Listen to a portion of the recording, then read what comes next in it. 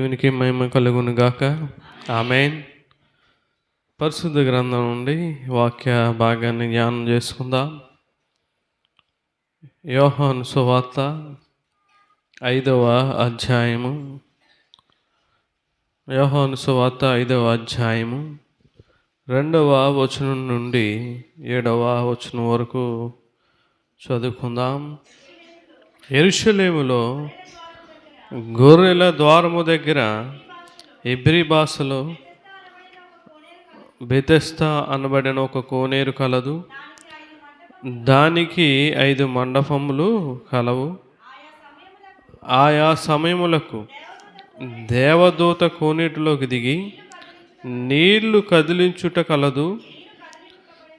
నీరు కదిలింపబడిన పిమ్మట మొదట ఎవడు దిగునో వాడు ఎట్టి వ్యాధి గలవాడైనను బాగుపడును. గనుక ఆ మండపంలో రోగులు, కుంటివారు,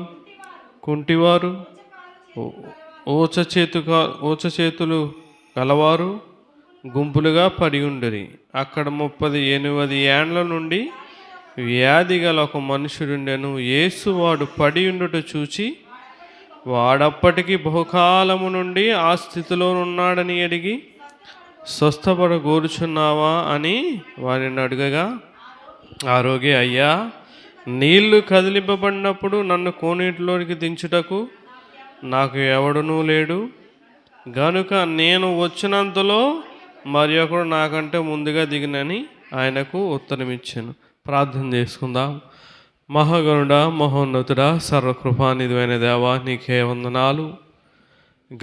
గడిచిన వారం దినములు కూడా నీ కృప వలన, దయ వలన సజీవులుగా ఉంచి ప్రభా, ఈ 2024 సంవత్సరం అంతా ప్రభా మనల్ని కాచి కాపాడి ఈ సంవత్సరంలో ఈ చివరి ఆదివారపు ఆరాధనలో మమ్మల్ని ఈ రీతిగా నిలబెట్టినందుకు నీకే వందనాలయ్యా. ప్రభా, నీకే స్తుతులు స్తోత్రాలు చెల్లిస్తున్నాం. ప్రభా, ఈ ఆరాధనలో మిమ్మల్ని ఆత్మతో సత్యముతో మిమ్మల్ని ఆరాధించడానికి మీరే మాకు సహాయం చేయండి. ఈ మాటలు వినడానికి ప్రభా వినగలిగే చెవులు, గ్రహింపగలిగే హృదయాలు మా అందరికీ దయచేయండి. ఈ ఆరాధన నీ చేతులకు అప్పగిస్తూ నీకే మహిమ గంతా చెల్లులాగున ఈ ఆరాధన జరిగించమని సహాయం చేయమని వేడుకొంచి ఈ ప్రార్థన అంగీకరించమని ప్రభు అయిన యేసుక్రీస్తు పరిశుద్ధ నామమును బట్టి మిక్కిలి వినయంతో అడిగి వేడుకొంచున్నాం తండ్రి. ఆమేన్. అందరికీ వందనాలు. దేవుని మహాకృపను బట్టి దేవాది దేవుడు ఈ 2024 సంవత్సరం అంతా కూడా మనల్ని ఏం చేశాడండి? కాచి కాపాడాడు. నిజంగా ఇది ఈ సంవత్సరానికి చివరి ఏంటమ్మా ఆదివారం. ఇంకా ఇది దాటితే మనం ఎక్కడికి వెళ్తాం? 2025 నూతన సంవత్సరంలోకి వెళ్తాం. ఇదంతా దేవుడు మనకు అనుగ్రహించిన గొప్ప భాగ్యం అండి. దేవుడు మన బ్రతకమని ఆయుష్ ఇస్తేనే మనం ఈ రోజున ఎలా ఉన్నాం? బ్రతికి ఉన్నాం. లేదు, దేవుని పిలుపు అందుకుని చాలామంది వెళ్ళిపోయారు. అట్టి వారిగా కానీ ఆ గుంపులో కానీ మనము లేకుండా దేవుడు ప్రత్యేకంగా ఉంచి ఈ రీతిగా దేవుడు మనకి నూతన సంవత్సరాన్ని, దయ కిరీటాన్ని అనుగ్రహింపజేస్తూ ఉన్నాడు. దేవుడు చాలా గొప్ప దేవుడు అండి. ఎంత గొప్ప దేవుడు అంటే, భూమి మీద బ్రతుకుతున్న ఏ మనిషి అయినా సరే ఆయనకి ఎప్పుడు కూడా కృతజ్ఞత కలిగి ఉండాలి. మనం ఏం కలిగి ఉన్నా, ఏమున్నా, ఏం లేకున్నా బ్రతికి ఉండాలి. బ్రతికుంటేనే ఏదైనా తినగలం, ఏదైనా చేయగలం, ఎక్కడికన్నా వెళ్ళగలం, ఏదైనా వినగలం, ఎక్కడికన్నా ఏదైనా సరే. బ్రతికి లేకుండా మనం ఏమీ చేయలేం. చాలామంది వారి జ్ఞానాన్ని బట్టి బతికి ఉన్నాను అని అనుకుని చాలామంది ఆలోచనలు కలిగి ఉంటారు. అది చాలా పొరపాటు అండి. జీవ మరణములు దేవుని వశం. దేవుడు మనకి ఆయుస్సును ఇవ్వాలనుకుంటే ఇస్తాడు, లేకపోతే లేదు. కానీ ఏదైనా సరే దేవుడు ఈ సంవత్సరం అంతా కాచి కాపాడాడు. ఈ సంవత్సరం ఎలాగున్నా సరే నూతన సంవత్సరంలో ఇంకా దేవునితో మనం సహవాసం కలిగి ఉందాం. చదువుకున్న వాక్య భాగం చూస్తే చూడండి, యోహాను సువార్తలో 5వ అధ్యాయం 2-7 వచనాలు చదువుకున్నాం. ఇక్కడ మనం ఆలోచన చేస్తే బెతెస్దా అనబడిన కోనేరు అనేది ఇక్కడ మనకు కనబడుతూ ఉంది. అక్కడికి మనం ఆలోచన చేస్తే 38 ఏళ్ళ నుండి ఒక వ్యక్తి, ఒక వ్యాధి కలిగిన వాడు ఏం చేశాడంటే అక్కడ పడి ఉన్నాడు. 38 సంవత్సరాల నుంచి ఆ బెతెస్దా అనబడిన ఆ కోనేటి దగ్గర ఆ వ్యక్తి పడి ఉన్నాడు. ఎందుకు పడి ఉన్నాడంటే ఆ వ్యక్తి వ్యాధి కలిగిన వాడు. ఎందుకు అక్కడ ఉన్నాడంటే ఆ కోనేటిని ఆ దేవదూత అనుకోని సమయంలో అక్కడ కదిలించినప్పుడు ఎవరైతే మొదట ఆ కోనేటిలో దిగుతారో ఆ వ్యక్తి ఏమయ్యేవాడు, బాగుపడేవాడు. అందువల్ల 5 మండపములు ఉండి ఆ 5 మండపముల దగ్గర ఈ రోగులు, కుంటివారు, గుడ్డివారు, ప్రతి ఒక్కరు ఊచ చేయి కాలు కలిగిన వాళ్ళు, అనేక మంది రోగులు అక్కడ పడి ఉండేవారు. అందరూ కూడా ఆ దేవదూత వచ్చే సమయానికి వెళ్ళగలిగిన వారే. ఈ ఒక్క వ్యక్తి మాత్రం లేవలేని పరిస్థితి, వెళ్ళలేని పరిస్థితి. ఎవరైనా సహాయం చేస్తేనే కానీ అతడు స్వస్థత పొందలేని దుస్థితిలో జీవిస్తూ ఉన్నాడు. దేవుడు దయామయుడు అండి, కరుణామయుడు. చూశాడు, వచ్చాడు. అక్కడ అనేక మంది ఉన్నారు. ఆ దేవదూత కదిలించినప్పుడు వారు వెళ్ళగలరు, కానీ ఈ వ్యక్తిని చూశాడు. 38 సంవత్సరాల నుంచి ఎవరైనా నన్ను తీసుకెళ్ళి ఆ కోనేటిలోకి దించుతారేమో అని చూశాడు. కానీ దేవుడు అక్కడ పడి ఉన్న పరిస్థితిని, అతని బాధను చూసి, ప్రియులరా, మనం ఆలోచన చేస్తే దేవుడు ఆ వ్యక్తిని ఏం చేశాడండి, స్వస్థపరిచాడు. దేవునికి మహిమ కలుగును గాక. ఆమేన్. నువ్వున్న చోటే, నువ్వున్న స్థలములోనే, నువ్వున్న మందిరములోనే నీవు దేవుణ్ణి విశ్వాసం కలిగి ఉంటే దేవుడు నిన్ను ఏం చేస్తాడండి, స్వస్థపరుస్తాడు. ఆ వ్యక్తి దిగితేనే, అక్కడ ఉన్నవారందరికీ దిగితేనే స్వస్థత. మరలా ఎప్పుడు దేవదూత వస్తుందో, ఏ నెలలో వస్తుందో, ఏ సంవత్సరంలో వస్తుందో తెలీదు. అప్పటి వరకు మిగతా రోగులందరూ కూడా అక్కడే వండుకొని, అక్కడే తింటూ, అక్కడే పుడుకుని ఉండేవారు.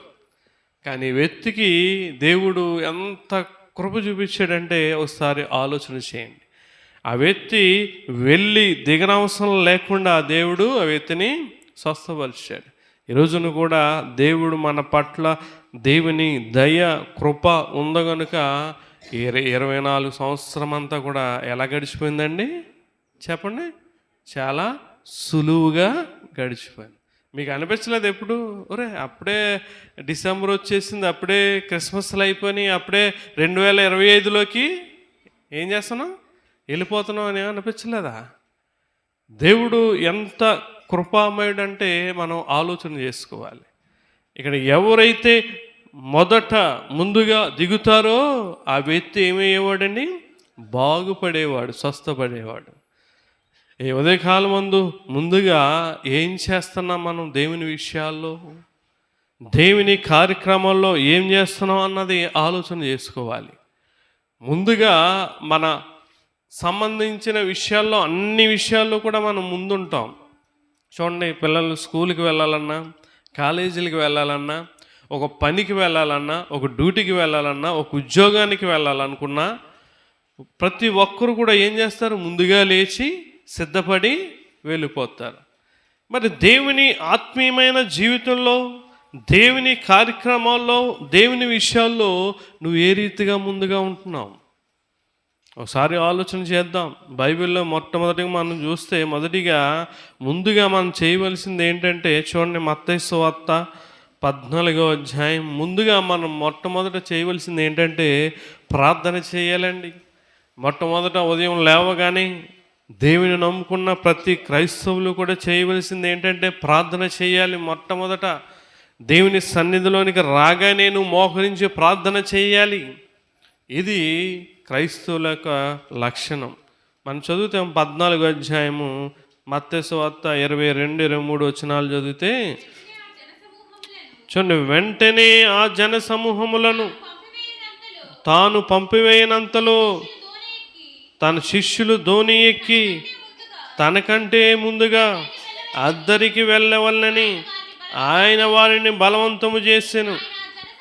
చూడండి, ఆయన ఆ జనసమూహములను పంపివేసి ప్రార్థన చేయుటకు ఏకాంతముగా కొండ ఎక్కిపోయి సాయంకాలం అయినప్పుడు ఒంటరిగా ఉండెను. దేవునికి మహిమ కలుగును గాక.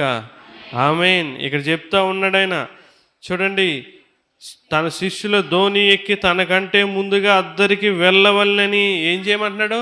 త్వరగా ముందుగా అద్దరికి నన్ను తీసుకెళ్ళిపోండి అయ్యా. నేనేం చేసుకోవాలి చెప్పండి? ఏం చేసుకోవాలి? ప్రార్థన చేసుకోవాలి. ప్రార్థన చేసుకోవాలి. నేను దేవునితో ఏకాంతముగా గడపాలి. దేవునితో నేను సహవాసం చేయాలి. దేవునితో నేను స్నేహం చేయాలి అని ఎవరో ఇంతకని ఎవరు? యేసుక్రీస్తు ప్రభువారు. మరి మనము ముందుగా వెళ్ళిపోయి ఏమని ఆన్ చేసేస్తాం చెప్పండి? ఏం ఆన్ చేసేస్తాం? టీవీ ఆన్ చేసేస్తాం. సీరియల్కి ముందుగా వెళ్ళిపోయి ఉదయం లేవగానే ముందుగా ఇళ్ళకి ఏం ఎతికేసుకుంటాం చెప్పండి? సెల్ ఫోన్ ఎతికేసుకుంటాం. మన జీవితం అంతా ఏంటండి? లెగ్గానే ఎన్ని మిస్డ్ కాల్ వచ్చినాయా, ఎన్ని మెసేజ్లు వచ్చినాయా?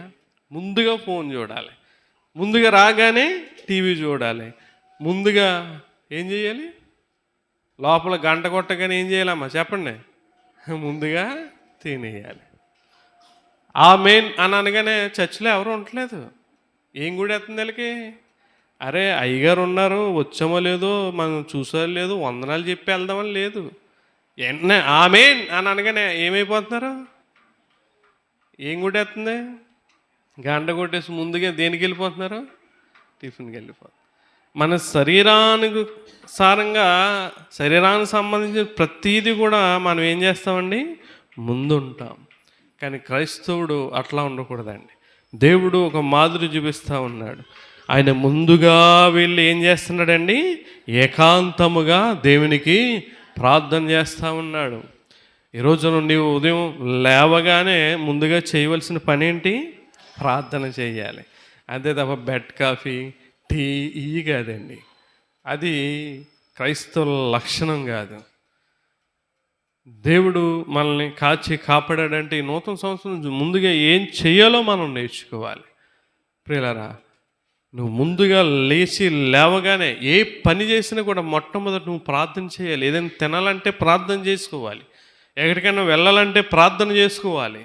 నువ్వు డ్యూటీకి వెళ్తున్నావా, స్కూల్కి వెళ్తున్నావా, జాబ్కి వెళ్తున్నావా, లేకపోతే పనికి వెళ్తున్నావా, నువ్వు ఏది చేయాలనుకున్నా సరే మొదట ఏం చేయాలి? మనం ముందుగా దేవునికి ప్రార్థన చేయాలి.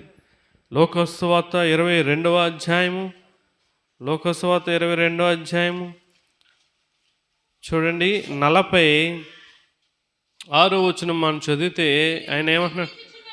మీరెందుకు నిద్రించుచున్నారు? శోధంలో ప్రవేశించుకున్నట్లు లేచి ప్రార్థన చేయండి అని చెప్తా ఉన్నాడు. మొదట చేయవలసిన పని ఏంటయ్యా? మీరు శిష్యులు పడుకుంటారేంటి, నిద్రపోతారేంటి? ఏం చేయాలి? ప్రార్థన చేయండి అంటారు. దేవుని సన్నిధికి వచ్చినప్పుడు కూడా ప్రార్థన చేయాలి. ప్రార్థన చేయకుండా దిక్కులు చూడకూడదు. ప్రార్థన చేయకుండా ఏదో ఆలోచించకూడదు. ప్రార్థన చేయకుండా ఏదో చేయకూడదండి. ప్రార్థన మొట్టమొదటి నువ్వు దేవుని సన్నిధి రాగానే నీ మోకాళ్ళు వంగి దేవునికి ప్రార్థించాలి. దేవుడు అదే చూస్తాడు. మొదట నువ్వు వచ్చి ఏం చేస్తున్నావు? మొదట నీ ఇంటి దగ్గర లేచి ఏం చేస్తున్నావు? నన్ను జ్ఞాపం చేసుకుంటున్నావా, లేకపోతే నీ శరీరానికి సంబంధించిన వాటిని జ్ఞాపం చేసుకుంటావా, లేకపోతే నీ భర్తకి అది సిద్ధపరచాలి, నీ బిడ్డలకి సిద్ధపరచాలి అని చెప్పి నీ కుటుంబం గురించి ఆలోచన చేసుకుంటున్నావని దేవుడు ఆలోచిస్తాడండి. నేను దేవుడు ముందుంచాలా వెనకుంచాలా అన్నది నీవు దేవునికి ఇచ్చేదాన్ని బట్టే ఉంటుంది. దేవునికి నువ్వు ఇచ్చే విలువను బట్టే నిన్ను దేవుడు ముందుంచాలా వెనకుంచాలా అని దేవుడు ఆలోచన చేస్తాడు. ప్రియులారా, ఒకసారి శోధనలు వస్తాయి, బాధలు వస్తాయి, కష్టాలు వస్తాయి. ఏమి రాకుండా ఉండాలంటే ముందుగా మనం ఏం చేయాలి? ప్రార్థన అనేది చేయాలండి. ఇక్కడ మత్తయి సువార్త 21వ అధ్యాయము, మత్తయి సువార్త 21వ అధ్యాయము 13వ వచనంలో ఏమని ఉంటుంది? నా మందిరము ప్రార్థనా మందిరం అంటున్నాడు. నువ్వు దేవుని సన్నిధికి రాగానే ఏం చేయాలమ్మా? ప్రార్థన అనేది చెయ్యాలి. ఆయన గురించి ఇంకో మాట జ్ఞాపం చేస్తాను. మార్కు సువార్త 1వ అధ్యాయం 35వ వచనంలో మనం చూస్తే చూడండి. మార్కు సువార్త 1వ అధ్యాయం 35, ఆయన పెందల గడియ లేచి ఇంకను చాలా చీకటి ఉండగానే బయలుదేరి అరణ్య ప్రదేశంలోకి వెళ్ళి అక్కడ ప్రార్థన చేయుచుండెను. ఏం చేస్తా ఉన్నాడు? పెందల గడి అంటే ముందుగా లేచి, మొదట లేచి, ఎక్కడంటే చాలా చీకటి ఉండగానే బయలుదేరి అరణ్య ప్రదేశంలోకి వెళ్ళి అక్కడ ప్రార్థన చేస్తూ ఉన్నాడు. మొదట మనం ప్రార్థన చేయాలి. అబ్రహాం గారు కూడా ప్రార్థన చేసేవాడు. ఆయన ఎక్కడికి వెళ్తే అక్కడ బలిపీఠాన్ని కట్టేవాడు. బలిపీఠం అనగా అర్థం ప్రార్థన, దేవునికి ధూపము అని అర్థం. క్రైస్తవుడు అనేవాడు మొట్టమొదట చేయవలసిన పని, మొదట ఏం చేయలేమో ముందుగా ప్రార్థన చేయాలి. రెండోదిగా మనం చూద్దాం. లోక సువార్త 19వ అధ్యాయం మొదటి నుంచి మనం చదివితే ముందుగా మనం దేవుని సన్నిధికి రావాలని చెప్తా ఉన్నాడు. ఆయన సంచరించుచు యెరికో పట్టణంలో ప్రవేశించి దాని గుండా పోవుచుండెను. ఇదిగో సుంకపు గుత్తుదారుడును ధనవంతుడునైన జక్కయ్యను పేరు గలవకుడు యేసు ఎవరో చూడగోరను కానీ పొట్టువాడైనందున జనులు గుంపు కూడి ఉండటం వలన చూడలేకపోయాను. అప్పుడు యేసు ఆ త్రోవను రానై ఉండెను కనుక అతడు ముందుగా పరిగెత్తి ఆయనను చూచుటకు మేడి చెట్టు ఎక్కాను. ఏం చేశాడండి జక్కయ్య చెప్పండి? ముందుగా ఎక్కడికి వెళ్ళాడు అమ్మా? ఎక్కడికి వెళ్ళాడు? ముందుగా మీరు అందరు ఎక్కడ షాపింగ్ చేశారా? క్రిస్మస్ చెప్పండి అమ్మా. కొనేసుకున్నారా లేదా? కొనేసుకుంటాం. సాయంత్రంకి వండుకోవడానికి ముందుగా నిన్నే తెచ్చేసుకున్నారా? తెచ్చేసుకుంటాం. బట్టలు తెచ్చేసుకుంటాం, మనకు సంబంధించిన ప్రతిదీ తెచ్చేసుకుంటాం.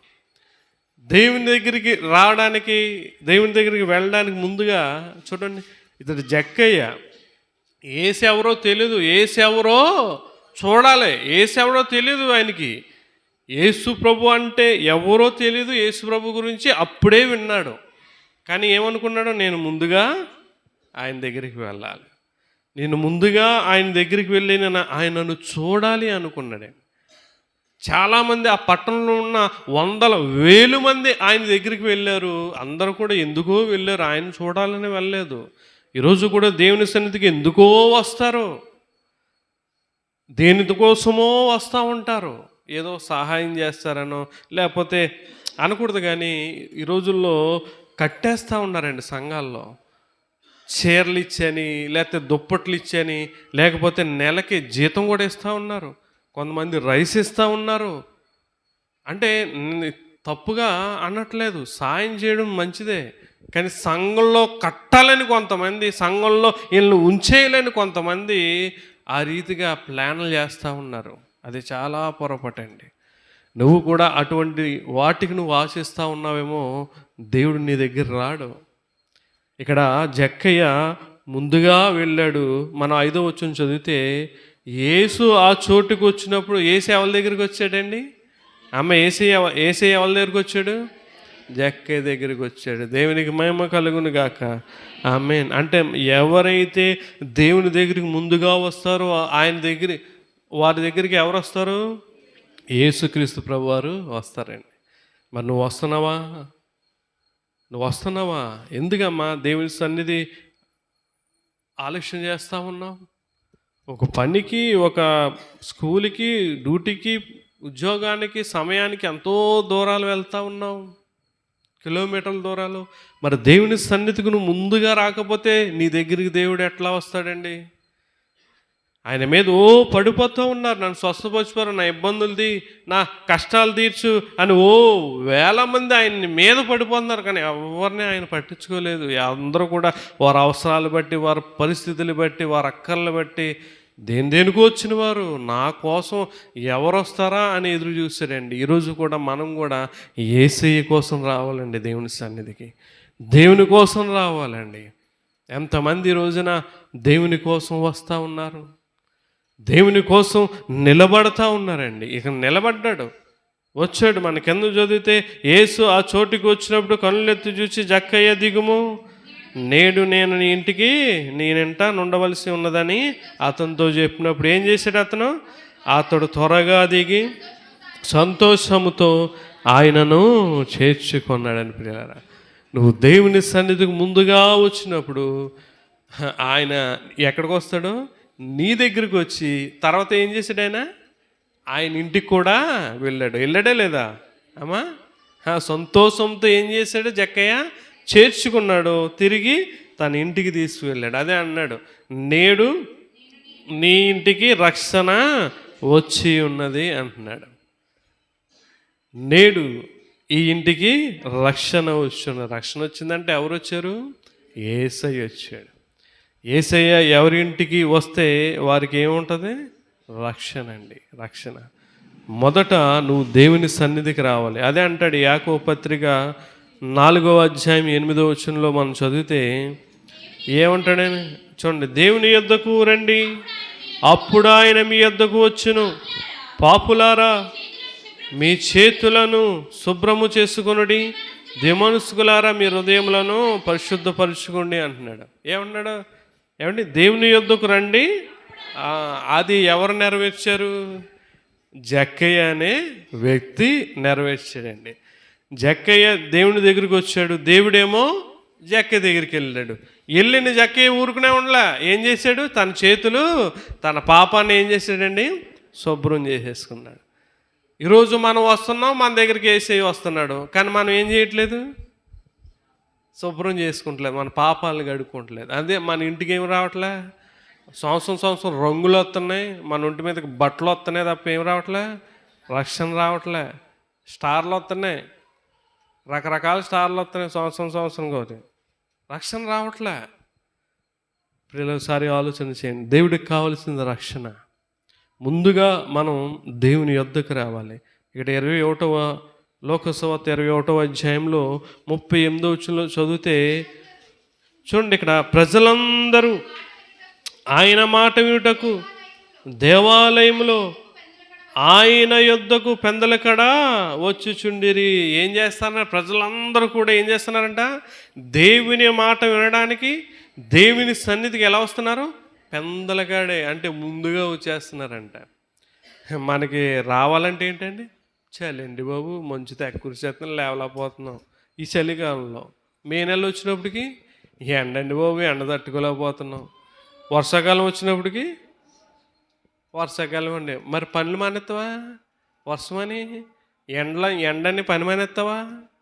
ఏమండి, డ్యూటీ మానేస్తావా? మంచు అని వెళ్ళడం మానేస్తావా? మానం. దేవుని దగ్గరికి వచ్చినప్పటికి అన్నీ వంకలే. అందుకే ఈ రోజున కుటుంబాలకి రక్షణ లేకుండా పోతుందండి. మొట్టమొదట నువ్వు దేవుని సన్నిధికి, దేవుని యొద్దకు నువ్వు వచ్చినప్పుడు దేవుని యొద్దకు వస్తాడు. అప్పుడు ఆటోమేటిక్గా నీవు ఏం చేస్తావంటే నీ పాపాన్ని ఒప్పేసుకుంటావు. జక్కయ్య, ఏంటయ్యా నువ్వు చేసిన పని ఏంటిది? అంత అన్యాయంగా అందరి దగ్గర వడ్డీలు వలస చేసి అని ఏం అనలే.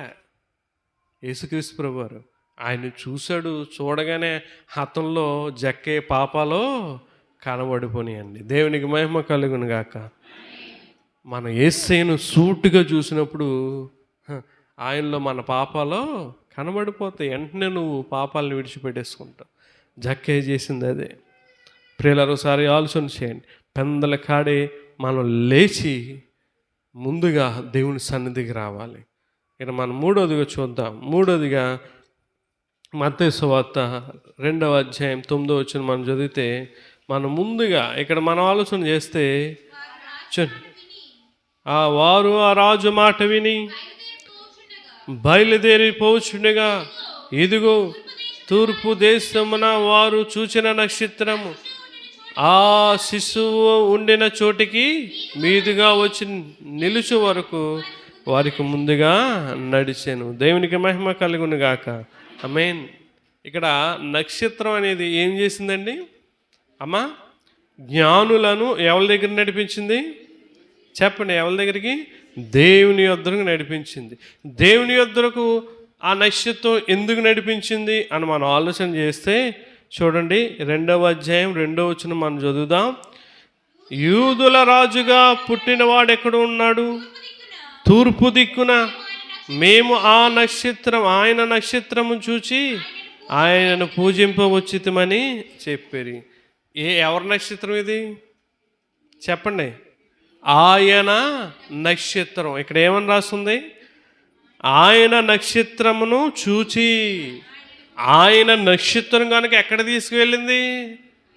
ఆయన దగ్గరికి తీసుకువెళ్ళింది. చాలామంది నక్షత్రాలు ఉంటారు, బారు నక్షత్రాలు. వాళ్ళు ఎక్కడ తీసుకెళ్తారు? బారుల దగ్గర తీసుకెళ్తారు. సినిమా చూసే నక్షత్రాలు ఉంటారు, వాళ్ళు ఎక్కడ తీసుకెళ్తారు? థియేటర్లు తీసుకెళ్తారు, లేకపోతే జాతరలకు వెళ్తారు, తీర్థాలకు వెళ్తారు. ఇవన్నీ కూడా నక్షత్రాలే. ఏమండి? అన్ని నక్షత్రాలే. మనం కూడా నక్షత్రాలే. కానీ మనం ఎక్కడికి వెళ్తున్నాం, ఏ నక్షత్రంగా ఉన్నాం అన్నది మనం ఆలోచన చేసుకోవాలి. ఇక్కడ ఆయన నక్షత్రం కనుక ఆయన ఉన్న చోటికి ఆ జ్ఞానులను నడిపించింది. ఈ రోజున నువ్వు ఎవరి నక్షత్రం? చాలామంది భర్తకి నక్షత్రంగా ఉంటారు. భర్త మాటే దేవుడు, ఇంకా దేవుని వాక్యం పట్టించుకోరు. చాలామంది భార్య మాటే, భార్య ఏదైతే చెప్తే అదే చేస్తారు, ఇంకా దేవుని మాట పట్టించుకోరు. చాలామంది తల్లిదండ్రులు బిడ్డల మాటే, మా అబ్బాయి ఎలా అంటాడంటే మా అమ్మాయి ఎలా అంటుంది అంటారు, ఇంక దేవుడి మాట కూడా పట్టించుకోరు. ఎవరి నక్షత్రాలలో? వాళ్ళ నక్షత్రాలే. నువ్వు నిజంగా ఆయన నక్షత్రం అయితే ఆయన యొద్దకు నడిపిస్తావమ్మా, నడిపిస్తావు.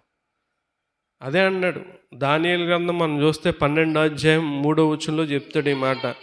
నక్షత్రం ఏమంటున్నాడు జ్యోతుల గురించి? బుద్ధిమంతులైతే ఆకాశ మండలములోని జ్యోతులను పోలిన వారై ప్రకాశించెదరు, నీతి మార్గమును అనుసరించి నడుచుకున్నట్లు ఎవరు అనేకులను తిప్పుదురు, వారు నక్షత్రం వలె నిరంతరము ప్రకాశించెదరు. దేవునికి మహిమ కలుగును గాక. ఆమేన్. నిరంతరం ప్రకాశించే నక్షత్రాలు ఎవరమ్మా? దేవుని వైపు తిప్పేవారు. ఎవరైతే ఆయన వైపు తిప్పుతారో, ఆయన యొద్దకు నడిపిస్తారో వారు నిరంతరము ప్రకాశించే నక్షత్రాలు. చాలామంది ఈ డిసెంబర్ నెలలోనే స్టార్లు పెడతారు. తప్పు. దేవుడు నిరంతరం వెలగమంటున్నాడు. అంటే సంవత్సరం అంతా కూడా ఏం చేయాలి? స్టార్ ఇంటి మీద ఉండాలి. డిసెంబర్ నెలకే పరిమితం చేసేస్తున్నారు చాలామంది. ఈస్టర్ వచ్చినప్పుడు సిలువలు, ఈ క్రిస్మస్ వచ్చినప్పటికి ఇలాగా కాదండి. ఏమన్నాడు అక్కడ? నిరంతరము ప్రకాశించాలి. సంవత్సరం అంతా పెట్టలేరు. ఏమొచ్చేస్తుంది? ఏమొచ్చేద్దామా? కరెంటు బిల్లు వచ్చేస్తుంది. ఇందులో కూడా స్వార్థమే. దేవుని విషయంలో ఏది చేయాలన్నా కూడా స్వార్థమే. రాత్రే ఎత్తారు, పగలేరు మళ్ళీ అది. ఎందుకంటే ఎంత దారుణం అండి క్రైస్తవులు. దేవుడు అందుకే ఊరికినే మనల్ని ఎలా ఉంచాలో, ఎక్కడ ఉంచాలో ఆయన బెండి తీసేస్తాడండి. ఆసామాసి కాదు దేవుడు అంటే. ఈ రోజున నువ్వు ఎవరు నక్షత్రంగా, ఏ నక్షత్రంగా ఉన్నావమ్మా? ఆలోచన చేసి. గత సంవత్సరం నేను 31ని చూసా. ఆడి ఫ్రెండ్ రాను రా రేపు వెళ్దాంరా రాను అంటే, లేదురా తిని 31 నైట్ ఎంజాయ్ చేద్దాం, బీరు తాగుదాం అని చెప్పి అన్ని రాను అన్న బలవంతంగా తీసుకెళ్ళాడు. ఇది జరిగింది. ఇది వ్యాంగిల్ సంబంధించిన. అయితే వెళ్ళి వచ్చేస్తుంటే రాత్రి 31 నైట్ అనుకోకుండా వాళ్ళు డివైడర్ దాటి యువతలకు వస్తూ ఉంటే కారు గుద్దేసింది, కొట్టేసింది. ఇందుకీ వీడు తీసుకెళ్ళినాడు బాగానే ఉన్నాడు, రానన్నవాడు చనిపోయాడు. ముందుగా ఈ రోజున ఎక్కడికి నడిపిస్తూ ఉన్నారండి? ఈ రోజున ఇదే ఎక్కువైపోతూ ఉన్నాయి. క్రిస్మస్లు వస్తే తాగడాలు, అక్కడికి నడిపించడం. ఇక్కడ ఈ నక్షత్రం ఎవరి నక్షత్రం అమ్మా? ఆయన నక్షత్రం. ఆయన నక్షత్రం కనుకే జ్ఞానులను ఆయన దగ్గరకు నడిపించింది. ఈ రోజున నీవు ఆయన నక్షత్రం అయితే ఎక్కడ నడిపిస్తావు? దేవుని యొద్దకు నడిపిస్తావు. నువ్వు ఆయన నక్షత్రం కాకపోతే దేవుని యొద్దకు నడిపించు, వచ్చేవాడిని జడగొడతావు నువ్వు. ప్రియులారా, మనము ఆయన నక్షత్రాలుగా ఉంటేనే నిరంతరం ఎలాగుంటాం? ప్రకాశిస్తూ ఉంటామండి. ఆయన ఏమన్నాడు? మన లోకమునకు వెలుగై ఉన్నాడు. వెలుగై అంటే వెలుగు ఎలా ఉంటుందమ్మా? నిరంతరం వెలుగుతూనే ఉంటుంది. నైట్ వేసి పొద్దుట వెలుగు రాగానే స్విచ్ ఆపేసేలాగా ఉండదు. ప్రియులారా, ఒకసారి ఆలోచన. మార్కు సువార్త 13వ అధ్యాయం, మార్కు సువార్త 13వ అధ్యాయం చూడండి, 10వ వచనం మనం చదివితే చూడండి. సకల జనములకు సువార్త ముందుగా ప్రకటింపవలెను. జనములకు, ప్రజలకు ఏం చేయాలంట? సువార్త అనేది ముందుగా ప్రకటించాలంట. నీ చుట్టూ, నీ ఇంటి దగ్గర, నీ చుట్టూ ఉన్న వాళ్ళకి ముందుగా ఎందుకంటే దేవుని రాక ఎప్పుడు వస్తుందో తెలీదు. అందువల్ల మనం చేయవలసిన పని ఏంటి? ముందుగా ప్రకటించాలి అని చెప్తా ఉన్నాడు. అదే విషయాన్ని పౌలు గారు కూడా చెప్తాడు. ఎఫెసీ పత్రిక 2వ అధ్యాయం 10వ వచనం మనం చదివితే చూడండి. ఎఫెసీ పత్రిక 2వ అధ్యాయం, మరియు వాటి యందు మనం నడుచుకొనవలెనని చూడండి, దేవుడు ముందుగా సిద్ధపరిచిన సత్క్రియలు చేయుటకై మనము క్రీస్తు యేసునందు సృష్టింపబడిన వారమై ఆయన చేసిన పని అయి ఉన్నాం. మనం ఎవరు అంటామా? దేవుని పనివారము. మనం ఎవరని చెప్పండి? దేవుని పనివారం. అంటే మనం దేవునికి ఏం చెయ్యాలి? పని చెయ్యాలి. కొంతమందిని ఆయన యొద్దకు నడిపించేవారిగా ఉండాలి. ఎన్ని సంవత్సరాలు అయింది నువ్వు పుట్టి? సిగ్గు అనిపించట్లేదా? ఎప్పుడవుతావు ఆయన నక్షత్రం కింద నువ్వు? ఎంతకాలం? ఇంకా వయసు ఉంది, ఎంజాయ్ చేస్తాను, ఇంకా పర్లేదులే అని అనుకుంటున్నావా? లేదు. మనము చనిపోయేలోపు ఆయన నక్షత్రం అవ్వాలి. లేకపోతే అక్కడ స్థానం ఉండదు ప్రియులారా. ఆయన స్థలాన్ని సిద్ధపరుస్తాకి వెళ్ళాడు. ఏమండి? ఎవరికి? ఆయన నక్షత్రాలకే. ఎవరు పడితే వాళ్ళకి కాదు ప్రియులారా. ఇకనైనా ఆయన నక్షత్రాలుగా మారండి. ముందుగా దేవుడు మనకి పనిని సిద్ధపరిచాడు. ఆ పని మనం చేద్దాం. చివరిగా మనం చదివితే 4వదిగా చూడండి, రోమపత్రిక ముందుగా దేవునికి ఇవ్వాలని చెప్తున్నాడు. చూడండి, రోమపత్రిక 11వ అధ్యాయం, రోమపత్రిక 11వ అధ్యాయం 35 వచనం చదువుదాం. చూడండి, ఇక్కడ ఏమన్నాడు? చివరికి ఏం చేయాలంట? ముందుగా ఆయనకిచ్చి ప్రతిఫలము పొందగలవాడెవడు అంటున్నాడు. దేవునికి మహిమ కలుగును గాక.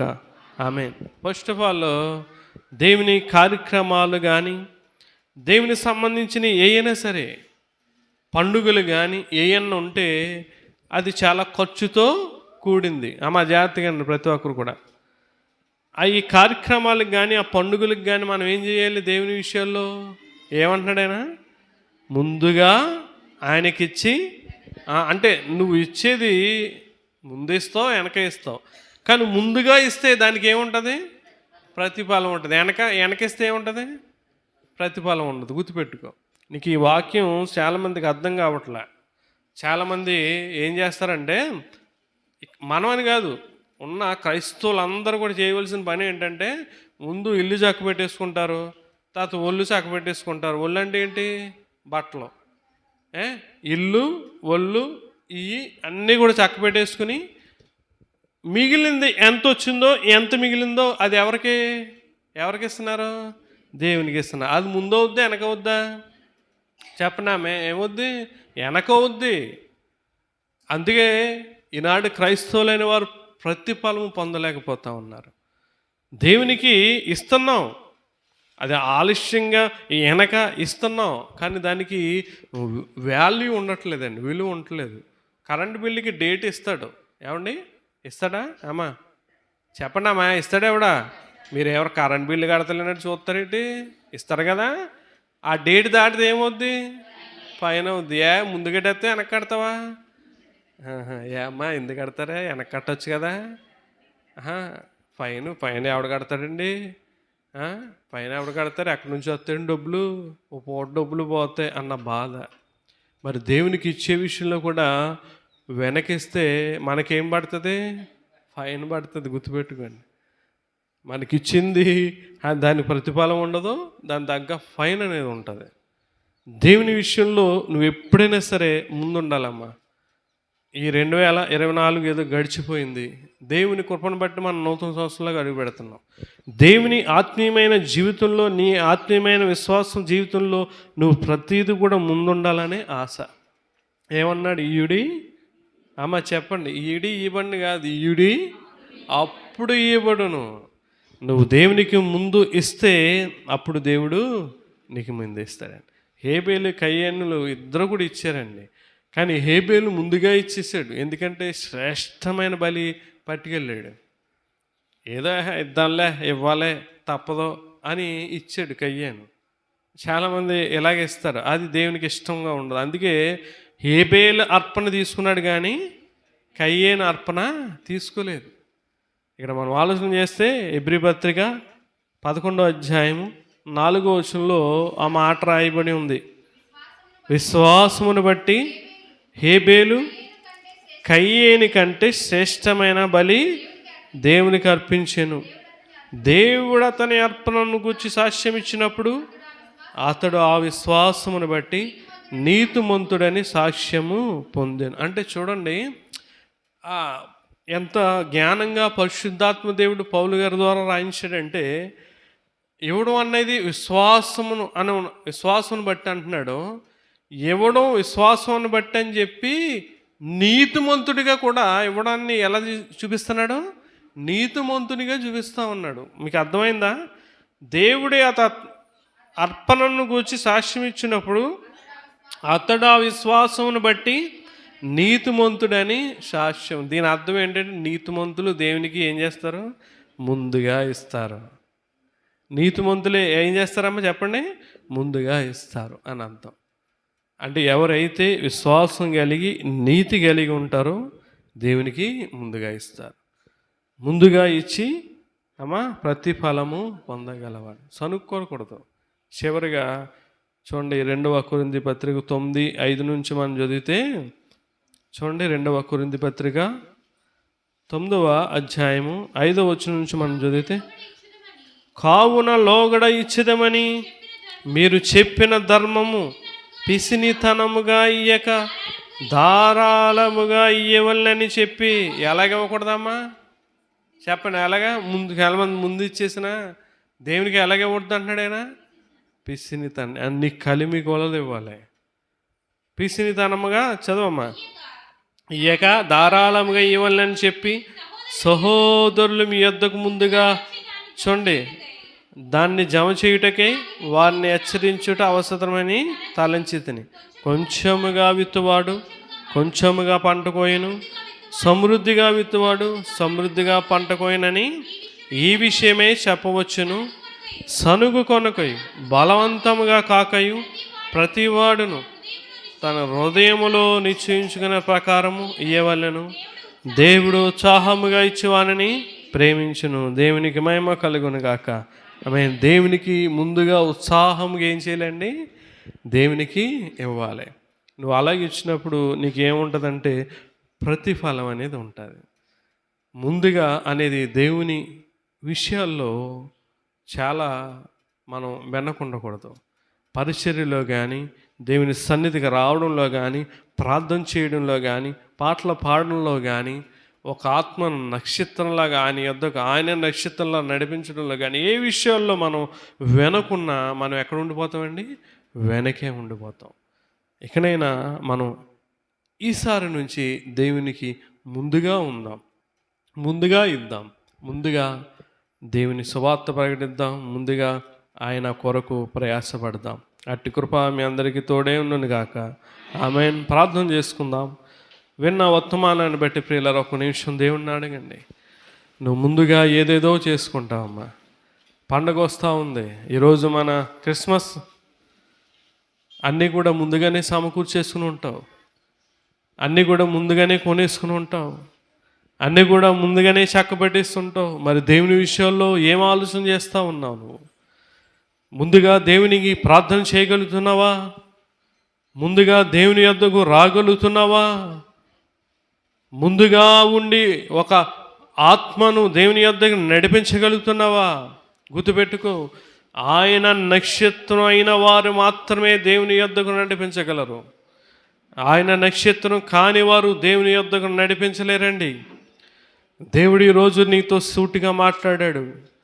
నువ్వు నిజముగా నేను ఆయన నక్షత్రం, నేను ఆయన నక్షత్రంలాగే ఉండాలి, నిరంతరం ప్రకాశించాలి అని అనుకుంటే అనేకులను దేవుని వైపు తిప్పు.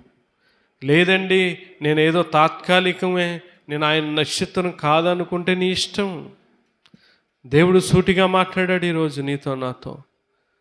ఆయన నక్షత్రంలాగా అనేకులను ఆయన యొద్దకు నడిపించాలి. ముందుగా ఉండి చివరిగా ముందుగా ఆయనకి ఇవ్వండి. దేవునికి సంబంధించిన ఏ విషయాల్లో, కార్యక్రమాల్లో, పండుగల్లో అయినా సరే వెనకడుగు వేయద్దు. దైవజనులు ఒకవేళ ఏది చెప్పినా అలాగే చేద్దామని చెప్పి ముందుకు రావాలి తప్ప దానికి సనుగుళ్ళు, సంశయాలు ఉండకూడదండి. ఎందుకంటే ఇది దేవునికి సంబంధించినవి. నువ్వు దేవుని విషయాల్లో ఎప్పుడు కూడా ముందుగా ఉండాలి. ముందుగా ఉందాం, ప్రార్థన చేసుకుందాం. మహాగౌడ, మహోన్నతుడ, సర్వాధికారి, ఈ ఉదయకాలం మందు ప్రభా మా విశ్వాస ఆత్మీయ జీవితంలో ముందుగా మమ్మల్ని ఉండాలి అని మాకు లేఖనాల ద్వారా మమ్మల్ని వివరించారు. మాకు ఇక నుంచైనా ఈ సంవత్సరం ఏదో గడిచిపోయిందయ్యా నీ కృపను బట్టి, దయని బట్టి, ఇక నుంచైనా ప్రతి విషయాల్లో మేము ముందుగా ఉండి పరిచర్యలో ఏంటి, ప్రార్థనలో ఏంటి, ఏ కార్యక్రమాల్లో ఏంటి ముందుగా ఉండి నీ సేవ పరిచర్యలో ముందుకు కొనసాగడానికి మీరే మాకు సహాయం చేసి నడిపించమని, ఈ మాటలు ఎవరిని నొప్పించేదిగా, బాధపరిచేదిగా కాకుండా మమ్మల్ని బలపరిచి ముందుకు నడిపించమని, ప్రార్థన అంగీకరించమని ప్రభువైన యేసుక్రీస్తు పరిశుద్ధ నామమును బట్టి మిక్కిలి వినయంతో అడిగి వేడుకుంటున్నాం తండ్రి. ఆమేన్. అందరికీ వందనాలు.